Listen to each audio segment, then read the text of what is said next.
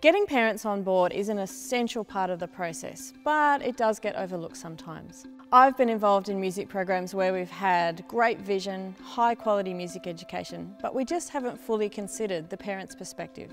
We had parents who didn't really appreciate a squealing violin in their own lounge room several times a week, and they were knocking on our door asking why were we taking away important time from literacy and numeracy. The key here is parent education.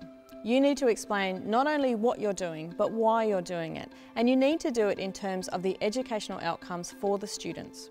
You can distribute videos, add something into your newsletter every single week, and direct your parents to the Don't Stop the Music series. The key is to get and keep your parents involved.